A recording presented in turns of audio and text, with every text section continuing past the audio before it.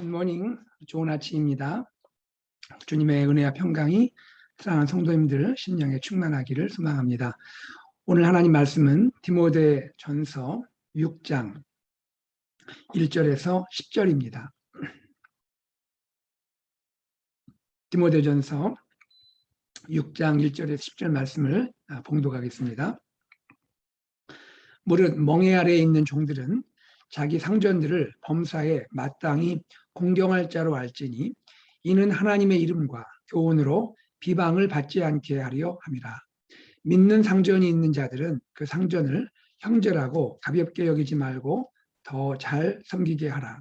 이는 유익을 받는 자들이 믿는 자요 사랑을 받는 자임이라. 너는 이것들을 가르치고 권하라.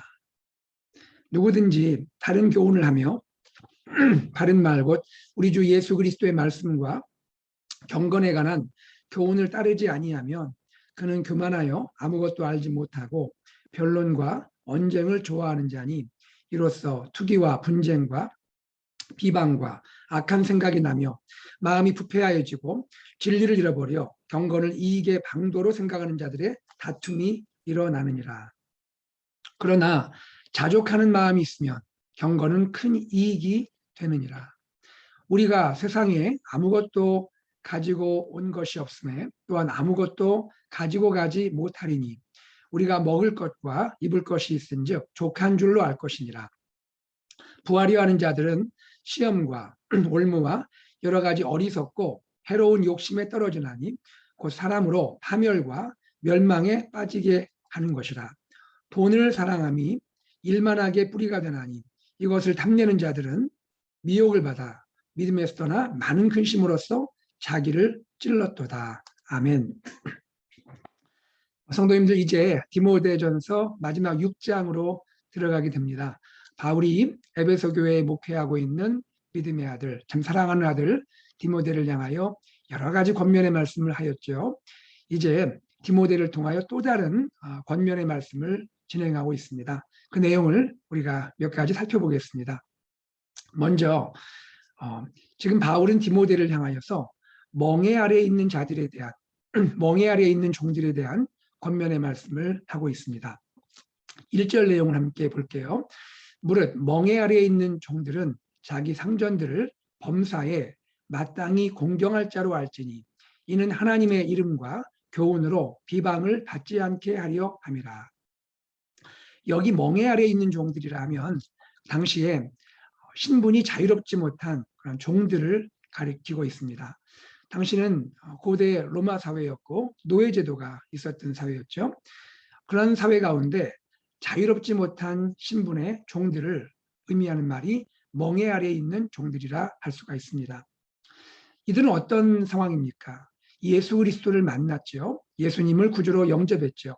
예수님 안에서 구원받고 예수님이 주시는 자유를 누린 자들입니다.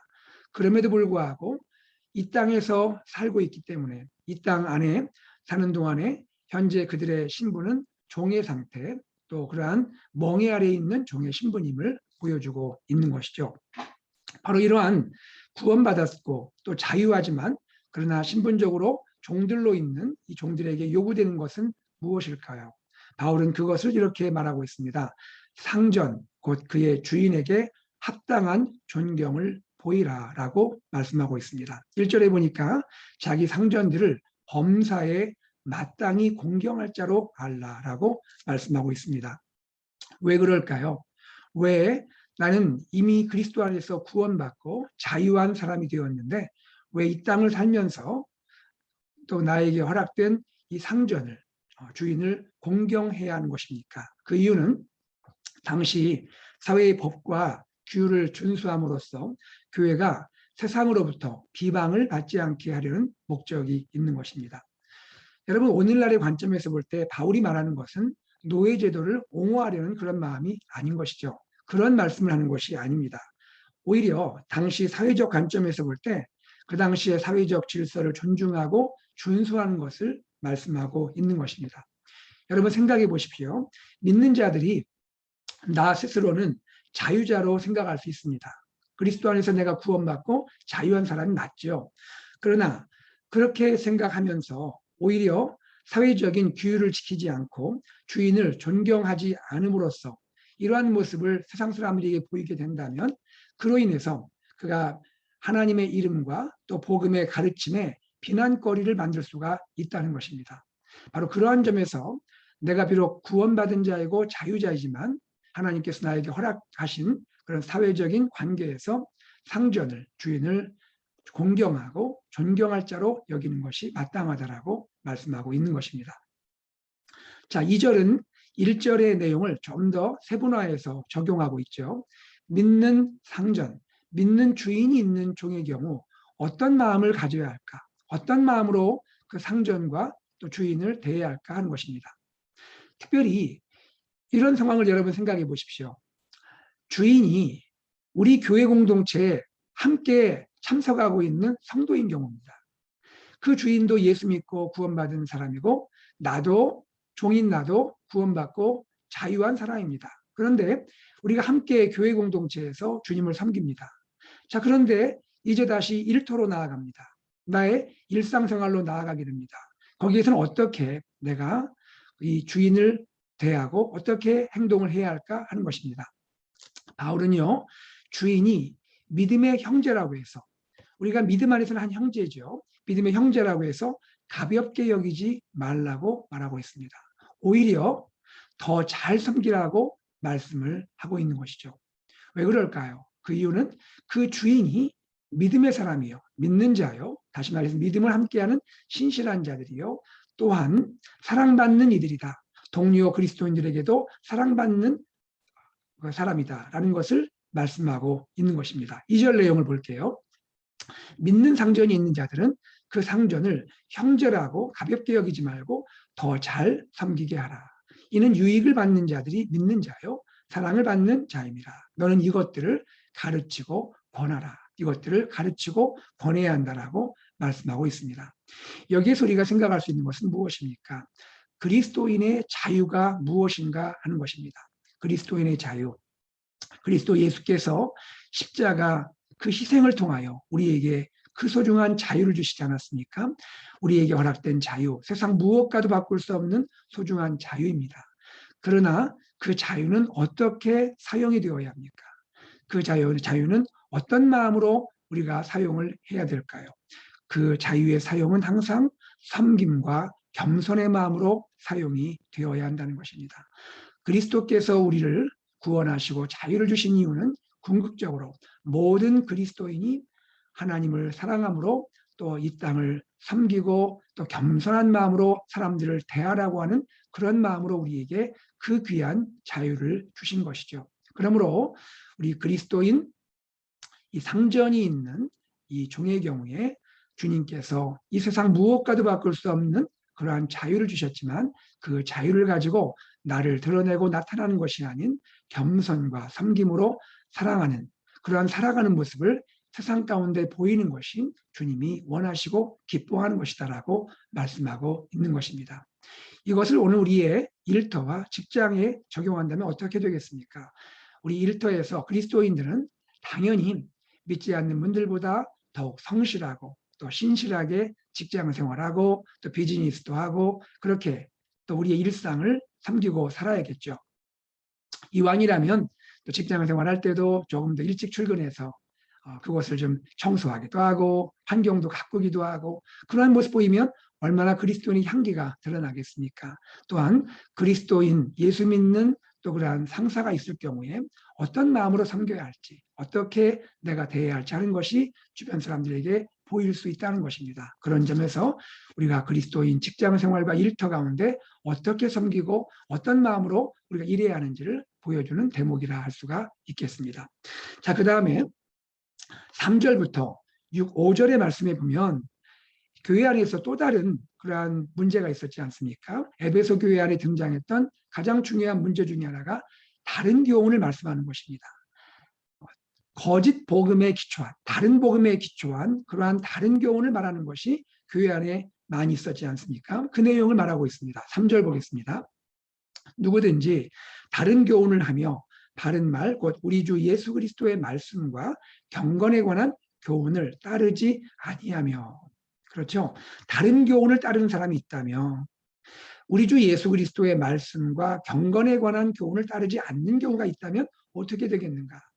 바울은 여기에 대해서 이렇게 다른 교훈을 말하는 자들, 또 그리스도 예수의 말씀과 경건을 따르지 않는 자들의 근본에 무엇이 있는지를 보여주고 있습니다. 그 내용이 4절입니다. 그들의 근본 안에는 첫째, 교만이 있다는 것이죠. 둘째, 아무것도 알지 못한다. 아는 듯이 말하지만 사실은 알지 못한다. 즉 무지다라고 말하고 있는 것입니다. 그리고 그들은 삶 가운데 변론하기를 좋아하고 언쟁하기를 좋아한다라고 말하고 있습니다. 그리고 이 결과로 무엇이 드러납니까? 투기, 즉 질투, 시기가 나타나게 되고요. 분쟁, 가르는 것이 일어나게 되고요. 비방, 그렇죠? 악의로 말하는 것이 나타나게 되고 또한 악한 생각이 일어나게 된다라고 말하고 있습니다. 그리고 더욱 심각한 이야기를 하고 있습니다. 5절에 보니까 이러한 바른 교훈을 말하지 않고 다른 교훈을 말하는 자들이 갖고 있는 심각한 현상, 증상은 무엇이라고 말합니까? 5절입니다. 그 마음이 부패해진다고 말하고 있습니다. 그리고 진리를 잃어버리게 된다라고 말하고 있죠. 그리고 놀라운 이야기 하나를 하죠. 경건을 이익의 방도로 생각하게 된다. 여러분 이것이 무슨 말입니까? 경건을 이익의 방도로 생각하다니요. 여러분 경건이라는 것은 나를 부인하는 것이죠. 그리고 나를 죽이는 것이죠. 나는 부인되고 내가 죽고 그리스도 예수의 성품과 예수의 마음이 나타나는 것, 그것이 경건 아니겠습니까? 그런데 경건이 나에게 이익의 수단이 된다니요. 주님의 복음을 전한다든지 주님의 말씀을 전한다든지 또 사람들에게 가르치고 하는 모든 일들이 그것을 인해서 오히려 내가 죽고 내가 부인되고 그리스도만 높아져야 하는데 자칫 그것이 나의 이익의 수단이 된다면 그것은 얼마나 이것은 역설적인 모순이 될 수밖에 없겠다 하는 것입니다. 그러한 일들이 과거에도 있었던 것 같습니다. 이것은 오늘날 우리 교회 지도자들도 또 성도들도 모두가 주의해야 할 대목이 아닐까 싶습니다. 경건은 나를 부인하는 것이고 또 나를 죽이는 것이죠. 그리스도 예수만, 예수님의 성품과 예수님의 사랑만이 나타나게 되는 것이 진정한 경건이겠죠. 그런데 이러한 경건이 오히려 이익의 수단으로 사용될 때 다툼이 일어나게 된다라고 말하게 되는 것이죠. 이 부분에서 우리 모두 하나님 말씀으로 나 자신을 돌아볼 수 있는 그러한 또 기회가 되면 좋겠습니다. 자, 이제 6절로 넘어가겠습니다. 6절에서 8절에서는 아주 중요한 권면을 하고 있는데요. 이것이 바울의 말하고자 하는 가장 중요한 핵심이 아닐까 생각이 됩니다. 여러분 무슨 말씀입니까? 자족하는 마음에 대해서 말씀하고 있죠. 자족하는 마음. 자족하는 마음이란 것은 하나님께서 나에게 허락하신 것, 나에게 주어진 것을 만족하게 여기는 마음이라 할 수가 있겠습니다. 경건이 큰 이익이 될 수 있는 비결이 무엇입니까? 경건이 나에게 정말 진정한 큰 이익이 될 수 있는 비결은 무엇일까요? 그것은 나의 마음에 자족하는 마음이 있어야 한다는 것입니다. 나의 마음 가운데 주님이 나에게 허락하신 모든 것, 또 주님이 또 나에게 주신 모든 것을 만족함으로 여기는 마음, 그 마음이 내 내면 안에 있다면 내가 또 주님을 향하여 경건을 갖고자 하는 모든 것이 큰 이익이 될 수 있겠다라고 말씀하고 있는 것입니다. 그러면서 바울은 이 자족하는 마음의 그 핵심 내용은 무엇인지를 친절하게 소개를 해주고 있습니다. 7절에 또 8절에 자족하는 마음이 무엇인지를 보여주고 있는데요. 유명한 말씀이죠. 우리가 세상에 아무것도 가지고 온 것이 없음에 또한 아무것도 가지고 가지 못하리니. 여러분 우리 사랑스러운 아가들 태어나지 않습니까? 아가들이 태어날 때 손가락에 금반지 하나 씻기고 태어나나요? 그렇지 않죠. 우리도 그랬고 우리 아가들도 그렇고 모두가 이 땅에 올 때 아무것도 갖고 오지 않습니다. 그저 태어나는 거죠. 벌거벗은 몸으로 응애하고 태어나는 겁니다. 그러면 부모님이 그렇게 예뻐서 사랑스러워서 다 책임져 줍니다. 입혀주지요. 먹여주지요. 돌보아주지요. 또 교육시켜주지요. 여러분 우리가 무엇인가 좀 가져와서 엄마에게 엄마 앞으로 나 잘 부탁해요 하고 뭐 돈을 좀 맡깁니까? 그런 거 없죠. 그냥 응애하고 그 벗은 몸으로 태어나는 거예요. 그죠? 그렇게 아무것도 가지고 온 것이 없습니다. 그런데 오늘 돌아보면 저도 그렇고 우리 성도님도 그렇고 얼마나 잘 살고 있습니까? 우리 아무것도 가지고 온 거 없는데 이렇게 편안하게 잘 살고 있잖아요. 얼마나 감사합니까? 우리가 생각해 보면 감사할 게밖에 없는 것 같아요. 또 반대로 또 생각을 해봐요. 우리 주님께 먼저 돌아가신 우리 성도님들 계시잖아요. 그죠? 또 우리 부모님 중에도 소천하신 부모님도 계시고 할아버지 할머니도 계시고 우리 성도님들도 또 하나님께 돌아가게 되는데 여러분 돌아가실 때 보면 뭘 이렇게 가져가십니까? 뭘 많은 뭐 예금 통장이라든지 뭐 또 뭐 귀하게 여기는 금부치라든지 뭐 이런 걸 다 가져가십니까? 때로 그 후손들이 그 조상의 죽음을 너무 이제 안타깝게 여기고 그걸 또 명예롭게 하기 위해서 그 관에다 뭘 넣을 수는 있겠지만 본인 자신이 뭘 가져가나요? 천국 갈 때 뭘 가져가십니까? 아무것도 못 가져갑니다. 저도 한 장례식을 많이 참석하고 또 집례를 해보고 하지만 아무것도 가져가는 분이 없습니다. 그냥 그대로 가십니다. 결국 무엇을 말합니까? 우리는 아무것도 가져오지 않았습니다. 또 갈 때도 아무것도 가져가지 않아요. 우리 마음에 있는 것이라면 주님을 사랑하는 마음, 주님께 감사하는 마음, 그리고 형제와 자매를 사랑하고 가족을 사랑하는 마음, 그 행복했던 추억, 그거 가지고 가는 거 아니겠습니까? 아무것도 가지고 온 것 없고 아무것도 가져가지 못합니다. 그것이 우리 인생의 모습인 것 아니겠습니까? 8절은 이렇게 말합니다. 그러므로 우리가 먹을 것이 있고 입을 것이 있다면 족한 줄로 알면 되지 않겠는가라고 말하고 있습니다. 이것이 자족하는 마음이다라고 말씀하고 있는 것이죠. 여러분, 불교라든지 세상의 종교, 여러 철학도 이러한 진리의 말씀들을 어느 정도 하고 있습니다. 그렇죠? 그것이 근본이지 않습니까? 그러나 우리는 여기에서 단지 우리가 공술의 그죠? 공술의 것을 말하는 것으로 끝나지 않고 우리가 무엇을 말합니까? 우리의 자족하는 마음은 근본적으로 하나님과 우리와의 관계를 말하고 있는 것이죠. 하나님과 우리와의 관계, 하나님과 우리와의 관계는 어떤가? 우리는 어떻게 하나님 안에서 이 땅에 왔고 어떻게 돌아가게 되는가 하는 것을 말하면서 우리가 하나님께서 우리에게 먹을 거 주시고 입을 거 주셨으면 족한 줄로 알라라고 말하고 있는 것입니다. 우리에게 허락한 이 모든 그 일상의 의식주가 있다면 기본적으로 감사함으로 여기면 된다라고 말하고 있는 것이죠. 여기에는 또 한 가지 비밀이 있는 것 같아요. 예수 믿는 자들의 이러한 자족하는 마음은 또 무엇이 하나 있을까요? 그것은 하나님이 나의 삶을 책임져 주신다라는 것이죠. 하나님이 나의 삶을 인도해 주신다. 하나님의 나의 삶을 돌보아 주신다. 참새 한 마리도 하나님께서 돌보아 주시는데 너희는 참새보다 귀하지 아니하냐라고 말하고 있죠. 무엇을 먹을까? 무엇을 마실까? 무엇을 입을까? 이방인들이 얼마나 염려하고 하루하루를 지내느냐? 너희는 귀하지 아니하냐? 천부 하나님께서 너희를 돌보지 아니하냐? 염려하지 말아라. 너희에게 무엇이 필요한지를 하나님 아버지가 다 아시지 않느냐? 다 돌보시지 않느냐? 염려하지 말아라. 내일 염려를 뭐하러 오늘 끌어다가 미리 염려하느냐? 주님 이렇게 말씀하고 있는 것입니다. 여러분, 주님이 우리를 책임져 주시죠. 우리를 돌보아 주시죠. 그러므로 우리가 이 땅에 아무것도 가지고 오지 못했고 또 아무것도 가지 못하는 그러한 우리의 인간의 모습도 알게 되고 또 일상에서 우리 허락된 이 일상의 의식주 주신 것 감사하고 지낸다면 바로 그 가운데 우리의 경건이 큰 유익이 있지 않겠느냐라고 말씀하고 있는 것입니다. 사랑하는 여러분, 주님을 의지하시죠. 주님을 사랑하시죠. 주님 믿는 마음으로 오늘도 기쁨으로 감사함으로 자족함으로 지낼 때 경건이 우리에게 큰 유익이 될 줄 압니다. 여러분 또 이 말을 또 오해해서 일상생활을 우리 대충대충 하자 그런 말이 아니죠. 우리에게 허락한 것 성실히 감당하고 직장에서도 또 비즈니스 현장에서도 열심을 다하고 땀 흘리고 최선을 다해야 합니다. 그러나 우리의 마음 근본은 항상 자족하는 마음으로 경건을 추구할 때 유익이 있겠다라고 말씀하고 있는 것이죠. 자, 이제 9절, 10절에서 바울은 굉장히 또 중요한 이야기를 하고 있습니다. 이 이야기는 당시 사람들에게 특별히 부자가 되고자 하는 사람들, 은연히 돈을 사랑하는 사람들에게 굉장히 충격이 됐을 거예요. 깜짝 놀랄 말을 하고 있는 것이죠. 9절 볼까요? 부활하는 자들, 믿음이 있지만 부활이 하는 자들이 있다면 그들에게 이렇게 디모데야 너는 말씀을 전해라.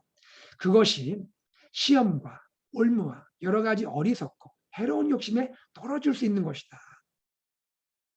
부자 자체가 나쁘다는 말이 아니고요. 부하려 하는 것이, 우리 마음에 부를 자꾸 추구하려는 것이, 그것이 우리에게 시험을 가져올 수 있고 올무가 될 수 있고 여러 가지 어리석고 해로운 욕심에 떨어질 수 있다라고 분명히 말하고 있는 것입니다. 또 그것이 본인뿐 아니라 또 다른 사람들로 하여금 파멸과 멸망에 빠지게 할 수 있다라고 말하고 있는 것입니다. 여러분, 요즘에 우리가 때로 드라마를 보거나 또 이런 여러 가지 또 기사들을 볼 때가 있죠. 여러 가지 안타까운 기사들과 뉴스들, 그리고 이 드라마를 볼 때 많은 부분 공통점으로 다가오는 것이 무엇입니까? 결국 부하려 하는 것, 부를 추구하려 하다가 그렇게 안타까운 관계를 맺게 되고 관계가 파멸이 되고, 그렇죠, 인생이 나락에 빠지게 되고 얼마나 고통을 당하고 아픔을 겪는 경우가 많이 있습니까? 부하려 하는 것이 이렇게 우리에게 문제가 될 수 있다는 것을 분명히 말하고, 이것을 디모데가 목회하는 동안에 가르쳐라라고 말하고 있는 것입니다. 그것이 진리의 말씀이다라고 말씀하고 있는 것이죠. 10절입니다. 또 이런 말을 합니다. 돈을 사랑함이 일만하게 뿌리가 된다. 이것은요, 그 당시에도 굉장히 충격적일 수 있지만 특히 우리가 살고 있는 21세기 자본주의 사회에서 이런 이야기를 담대하게 전한다는 것, 이것은 때로 충격일 수가 있을 것입니다. 돈을 모두가 좋아하고 돈을 사랑하는 시대가 되지 않았습니까? 그런데 바울은 분명히 말씀하고 있죠. 돈을 사랑하는 것이 일만하게 기원이 될 수 있다. 뿌리가 될 수 있다. 이 말은 뭐냐면 돈을 사랑해서는 안 된다는 것입니다. 돈을 사랑하지 말라는 것입니다. 여러분, 이것이 쉽게 아멘이 됩니까? 참 쉽지 않은 시대를 우리가 살고 있지 않습니까? 그러나 우리는 진리의 말씀에 대해서 아멘이라고 반응을 해야 하는 것이죠.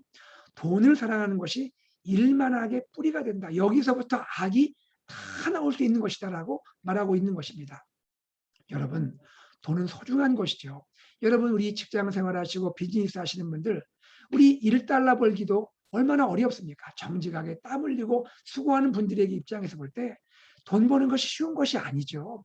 그것이 결코 쉬운 것이 아닙니다. 그 돈을 벌기 위해서 얼마나 정직한 땀을 흘리고 얼마나 최선을 다합니까? 그것을 바울이 경고하는 것이 아닙니다. 그것은 소중한 것이죠. 매우 매우 귀한 것입니다. 그러나 우리의 마음 가운데 돈을 사랑하는 마음이 있다면 그것은 옳지 않다라고 분명히 말하고 있는 것입니다. 우리의 사랑의 대상은 누구여야 합니까? 하나님이셔야 합니다. 하나님이셔야 합니다.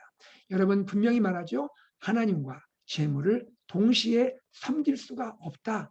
두 주인을 섬길 수가 없다. 우리 마음이 둘로 나뉘어질 수가 없다라고 말하지 않습니까? 우리는 주님을 사랑해야 합니다. 하나님을 사랑해야 합니다. 하나님을 사랑해야 하는데 돈을 사랑하다 보면 돈은 본래 인격적인 것이 아니죠. 돈은 인격적인 것이 아닌데도 돈을 사랑하게 되면 돈이 인격화되는 것입니다. 그것이 메모니즘의 또 그러한 결과에 빠질 수가 있는 것입니다. 돈이 우상이 되고 돈이 살아있는 실체처럼 인격화될 수가 있다는 것이에요. 거기에 내가 오히려 종로를 달 수 있다라고 말하고 있는 것입니다.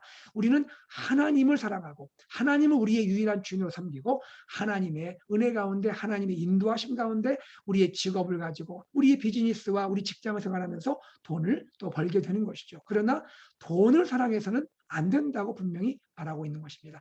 하나님의 말씀으로 우리의 돈 버는 것들, 직업도 어느 정도 관리가 되고 통제가 되어야 한다는 것을 말씀하고 있는 것입니다. 여러분, 이것은 더 이상 제가 말씀드리지 않아도 여러분이 삶 가운데 많이 알고 느끼고 경험하신 부분이라 생각을 하게 되는 것입니다.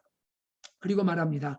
이것을 탐내는 자들, 돈을 탐내는 자들은 미혹을 받게 된다. 그렇죠. 하나님을 온전히 섬겨야 하는데 자칫 미혹을 받게 되죠.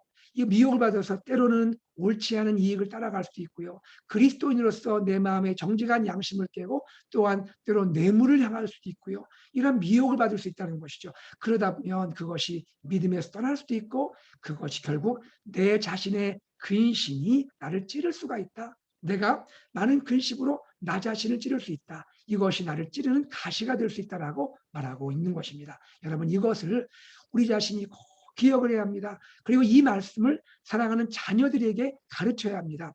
단지 돈 많은 자가 되어라. 단지 세상에서 출세하는 자가 되어라. 성공하는 자가 되어라. 돈 많이 벌어라. 자식을 사랑하는 마음으로 우리가 말할 수 있지만 그러나 그것이 궁극적인 가치가 되도록 가르쳐서는 안 된다는 것입니다. 그것이 자칫 인생의 가시가 될 수 있고 올무가 될 수 있음을 바르게 자녀에게 가르쳐야 한다는 것입니다. 그것이 진정한 자녀 교육이고 그것을 다음 세대 교육에서 말씀을 해야 한다는 것입니다. 진정한 하나님이 기뻐하시는 그러한 사람으로 사는 것을 말해야 한다는 것이죠. 여러분, 바로 이것이 바울이 디모데에게 말씀하고 있는 내용입니다. 오늘 말씀을 한번 우리가 정리해 보죠. 오늘 우리는 하나님 안에서 자유한 자들, 또 그리스도 안에서 자유한 구원받은 자들이 되었는데 우리의 또 직장에서 일터에서 어떤 마음으로 예수 믿는 우리의 또 직장 관계에서 우리의 그런 섬김과 우리의 겸손의 모습이 나타나야 하는지를 보게 되었고요. 또 바른 교훈이 얼마나 소중한지, 반대로 말하면 거짓 교훈이 얼마나 주의해야 할 부분인지를 우리가 알게 되었고요. 자족한 마음에 기초한 경건이 얼마나 소중한 것인지, 그리고 마지막에 부를 추구하는 마음과 돈을 사랑하는 마음을 우리가 경계해야 한다는 것을 깨닫게 되었습니다. 이러한 마음이 우리 안에 있고 이러한 마음으로 살아가는 우리와 우리 자녀들 다음 세대 되기를 간절히 소망합니다. 함께 기도하겠습니다. 하나님 아버지, 주님의 은혜와 사랑을 감사드립니다. 말씀해 주심을 감사합니다. 하나님, 구원받은 하나님의 자녀로서 또 하나님의 자유한 자로서 어떻게 우리가 또 일터 가운데 살아가고 섬겨야 하는지를 보여주심을 감사하고, 하나님 아버지 또 다른 교훈, 거짓된 교훈을 우리가 주의해야 할 것을 말씀해 주셨고, 자족하는 마음의 경건이 얼마나 소중한지를 말씀해 주심을 감사합니다. 특별히 이 자본주의, 하나님의 이 물결이 도도히 흐르는 이 시대를 살면서 우리 그리스도인들이 부하려 하는 마음에 속지 않게 하시고 돈을 사랑하는 마음에 속지 않도록 하나님 은혜 허락하시고 하나님만을 주인으로 섬기고 바른 직업관, 바른 하나님 아버지 또 물질관을 가지고 살아가며 그렇게 자녀와 다음 세대를 잘 가르칠 수 있도록 축복하여 주시옵소서. 주 예수 그리스도 이름으로 기도드리옵나이다. 아멘. 오늘 말씀을 기억하면서 함께 기도하기 원합니다. 주님, 우리에게 바른 그리스도인의 삶이 이루어지게 하여 주시옵소서. 기도하시고요. 또 주일 예배, 현장 예배 재개되어서 예배드리고 있는데 우리 사랑하는 또 KM, EM 청년부 유스 예배 가운데 하나님이 은혜를 허락하여 주시고 사랑하여 주옵소서. 또 우리 어린이 현장 예배 또 기도하고 있고 또 준비하고 있는데 하나님께서 적절한 때 안전하게 이루어지게 하시고, 특별히 우리 다음 세대 자녀들이 학교 공부하고 있습니다. 학교 공부할 때 안전한 환경 허락하시고 또 공부도 잘 감당하고 하나님의 말씀과 진리 가운데 공부 잘 감당하는 또 친구도 잘 사귀고 또 예수 믿는 자의 향기를 발할 수 있는 자녀들 되도록 여러분 기도해 주시면 감사하겠습니다. 이번 돌아온 주일부터 예배의 변화가 있습니다. 1부, 2부 예배 시작 부분에 변화가 있고 우리가 하나님께 더 깊고 사랑스러운 마음으로 주님께 깊은 은혜를 받은 마음으로 또 주님께 예배하고자 합니다. 이 예배 가운데 하나님께서 깊은 은혜를 허락하여 주옵소서. 기도하시기 바라고요. 주님께서 허락해 주신 우리 귀한 한 분 한 분, 너무나 귀한 분들을 장로님으로, 안수 집사님으로, 또 권사님으로, 신임 재임으로 세워주셨는데 감사하고 이분들이 교회 기둥같이 신실하게 섬기게 하여 주시옵소서. 기도하시고요. 또 우리 교회 섬기는 리더십들을 위해서 우리 여러분 기도해 주시기 바랍니다. 또 함께 기도해 주시고, 또한 우리 교회 부서와 위원회에서 섬기는 모든 한 분 한 분 축복하시라고 기도하시고, 우리 영유아부, 또 유치부, CM과 또 유스, 청년부, 또 EM, KM, 우리 어르신들 모든 예배와 부서와 회중 가운데 역사하시고, 특별히 말씀을 섬기는 우리 주의 종들, 하나님 목회자들에게 은혜를 베풀어 주옵소서. 기도하시기 바랍니다. 이번 돌아오는 주에 우리 새가족 입교식이 있는데 은혜 가운데 새가족이 한 가족으로 기쁨으로 환영되고 섬기게 하여 주옵소서. 또 큐티교제, 생명의 삶 교제 여러분 잘 받으셔서 우리 교회가 계속해서 말씀 안에서 또 큐티가 이어질 수 있도록 기도해 주시고요. 또 우리 또 교회 여러 가지 또 기도 제목들을 위해서 간절히 기도하시기를 바랍니다.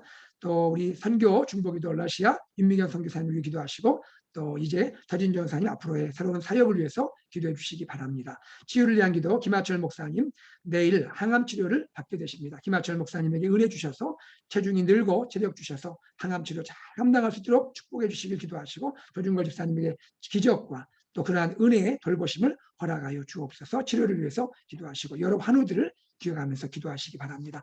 우리 교회 여러 가지 고난당하는 성도들을 기억하시고 기도해 주십시오. 다 함께 합심하여 기도하고 일상으로 나아가겠습니다.